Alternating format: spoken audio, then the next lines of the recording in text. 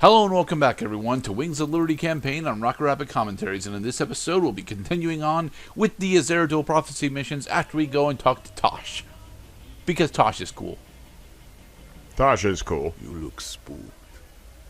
You've been seeing what the Protoss has to show ya. The memories shine through you as clear as day. It's a very dignified narrative style. Something unnatural.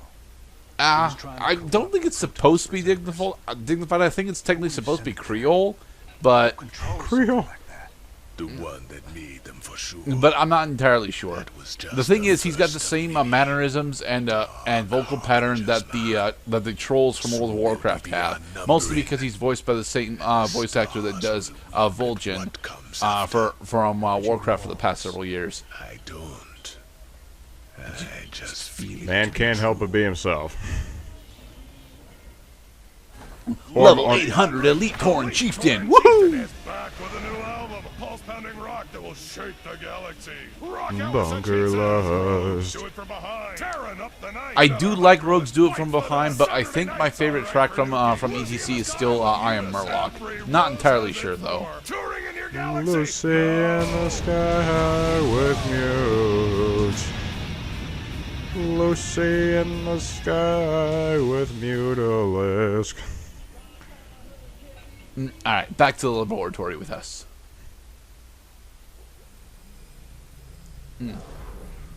Allocating our research points. We've almost got all the Zerg research points that we need in order to get either of the two special buildings, neither of which are actually useful. I return to our ruined homeworld of Ire. The Zerg infestation still covered much of our beloved world. The desiccated remains. Self-referential matter. Well, yeah, because we actually played through this, not this mission before per se, but the events preceding this mission. Remember the fall. I hope we have. As Raynor will reminisce here about. This is the after effect of what happens after the end of StarCraft 1. The Overmind just sits on Ire, just slowly dying, well, slowly decaying away. Grew overconfident.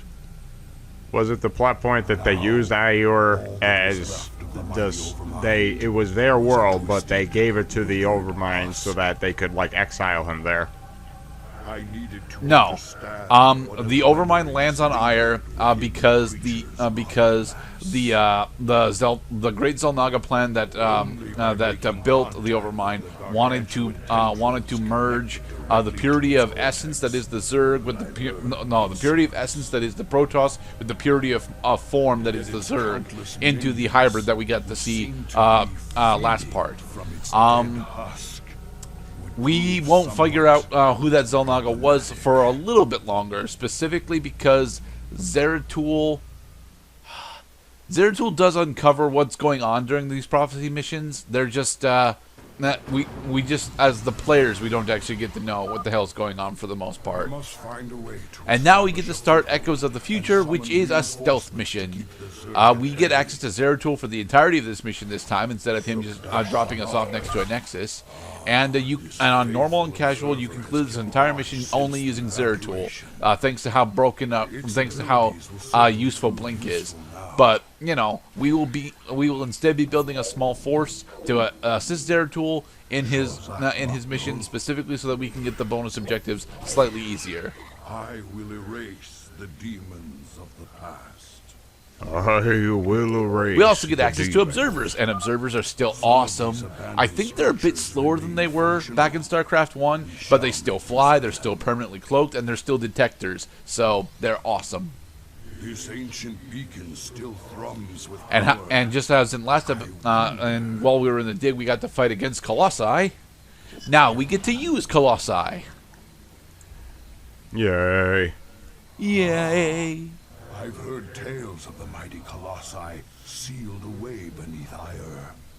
The beacon must have awoken these fearsome guardians. Crap. Colossi are very People. interesting Crap. heavy siege units. They have the ability to take down infantry units very quickly because they do a decent area of effect damage, and they actually have decent range. The big thing that they have the ability to do, though, is walk up cliffs. And being able to walk up cliffs is fucking amazing, and I really wish more units had access to that ability, but I understand why they don't. The Zerg will keep coming until we are dead. Well, because that just wouldn't be StarCraft. StarCraft is a game of not only having units, but also organizing them and sending them down the correct pathway.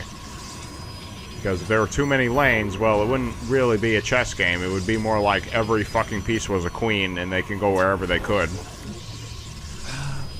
Well, that's how I ended up playing StarCraft 1 and 2 quite a bit, to be perfectly honest, because I almost exclusively use flying units when it comes to StarCraft 1 and 2, especially when I'm playing Protoss. Like, my favorite unit in StarCraft 2 is a unit that we have seen one instance of it during the Terran campaign, and that is the Void Ray. Void Ray is just factually the best unit for me.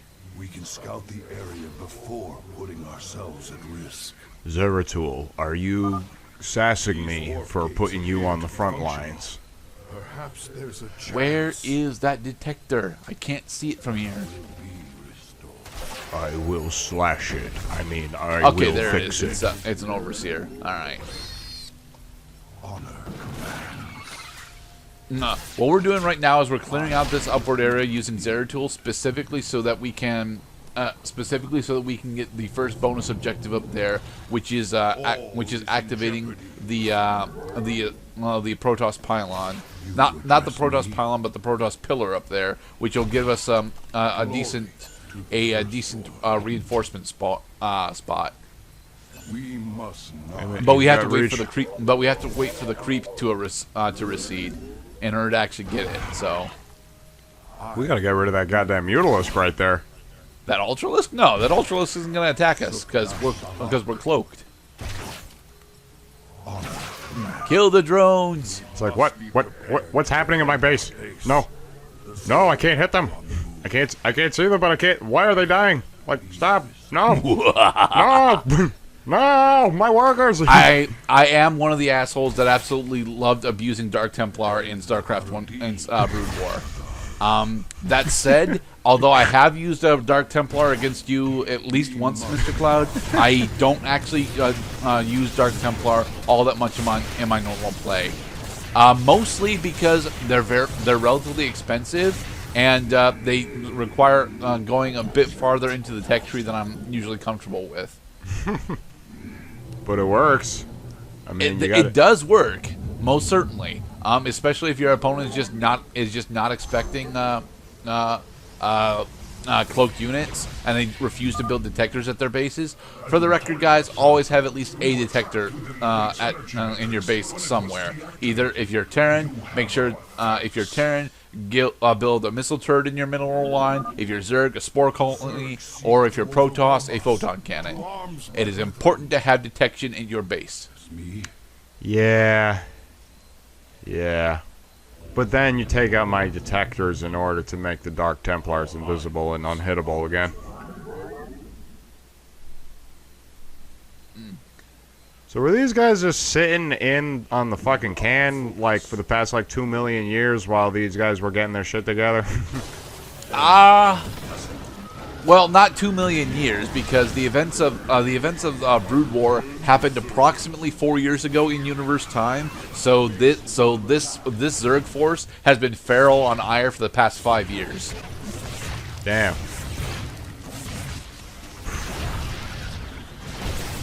Yeah. Edmund Dante spent more time in prison.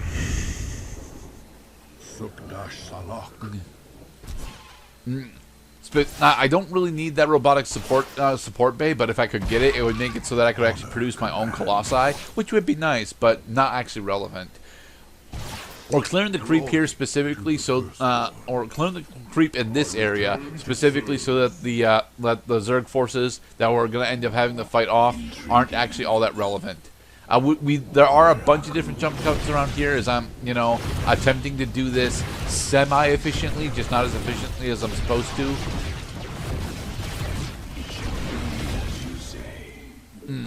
We get to use Immortals again, which is nice. I like Immortals.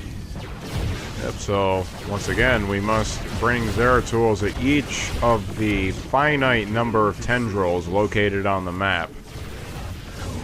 The only way to victory. The cutscene will end the combat as soon as you hit the 4th tendril. Not as soon as, but close enough. And again, thanks to the fact that this iteration of Zeratul's got Blink and Void Prison, it's actually really easy for him to go around the map alone. I'm just clearing out stuff to make it so that we can get the bonus objectives. Yeah, just run away, bro. That's a solution in a lot of games, is just run. They return with ice cream. I wish Immortals came with ice cream. That would be so nice. Rocky Road and Neapolitan. Rocky Road over Neapolitan every day. Because you like those solid chocolate chunks in the Rocky Road ice cream. Those solid chocolate chunks are the bomb, man. I'm a sucker for Neapolitan. Neapolitan does have its points, specifically the chocolate parts, but The chocolate portion always disappears first. it does, because it's the best part. Now, the other bonus objective here is up that ramp that we keep walking past. What we're doing now is building up additional pylons at base so that we can actually generate more immortals, so that we can get to and hold that.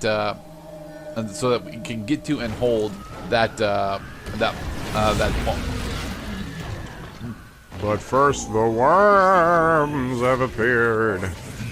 Yeah, but we've got Colossi to deal with them, so we're fine. Hey, where's our other Colossi? Man, the Templars Oh, we got didn't actually busy. move our other Colossi down. Oh, well. Like the Overmind. Okay, so the premise of this is that the Overmind has basically been decaying this entire time Yes. for lack of sustenance. But why is there Not for lack of sustenance, for lack of will. Because, yeah, the Overmind has been effectively dead for the past 5 years. And nobody used any of these minerals to even, like, put up a statue of him. Well, Or write the a Zerg poem. the Zerg wouldn't build a statue. That's because the Zerg do not believe in creation of No, the matter. Zerg They believe definitely in the believe in utter creation. decimation of all things. No, the Zerg definitely believe in creation, or at the very least, the Overmind believed in creation. The thing is, doesn't actually matter. Creation itself is not actually a thing that the Overmind is concerned with. The Overmind, at least with its portrayal in StarCraft 1, was explicitly concerned with fulfilling the will of its creator. Or that you can be obsessed with progeny, or you can be obsessed with creativity, which is a different kind of creation. Yeah. The And imposition getting of Zeratul to one's the point mind. has fully healed him. Thank God, because he was taking a few too many nicks on the chops. And I could totally see the little, like, play, you know, just because all he's got to do is just go to the points. It stops time. He has a cutscene. He says a thing, and then you just go a blinking on your way, because you get to reuse blink like what, once every 10 seconds. Looks like it's 15, but otherwise, yeah. I sense The fucking game pauses time when you get to the tendrils. This is easy. Yes, on normal and casuals, as I've mentioned like 4 times now, Zeratul can do this mission alone. But the one thing that Zeratul cannot do actually is he cannot get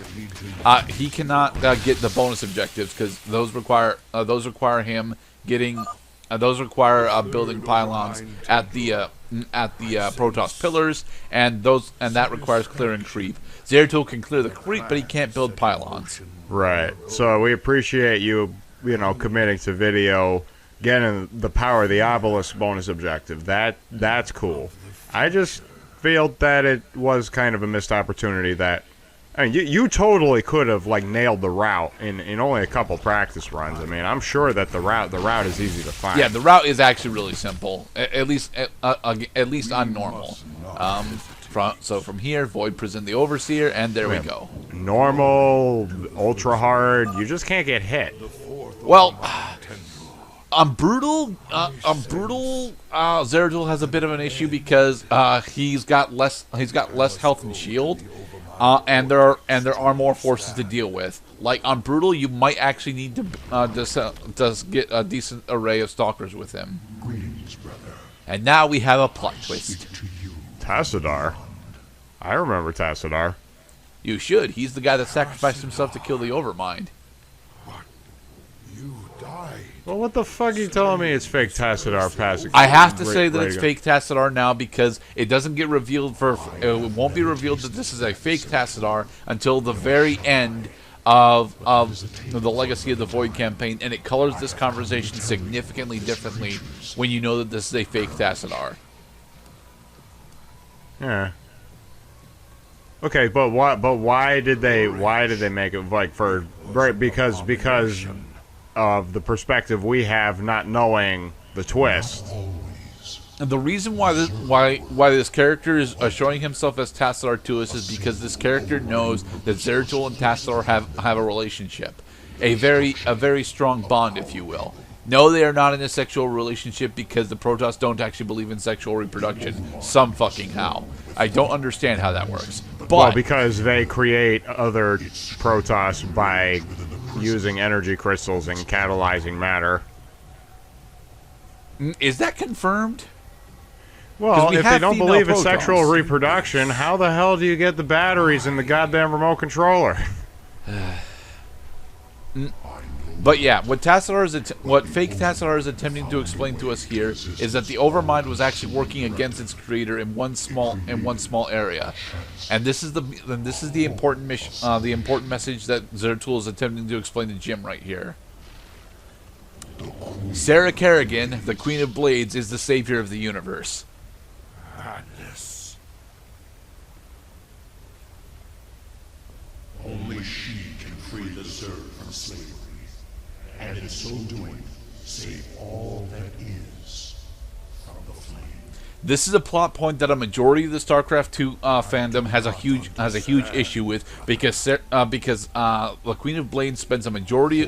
The Queen of Blades is the primary villain of Brood War. I didn't go through the other two campaigns in Brood War to show it off because I can't do the Terran campaign that well.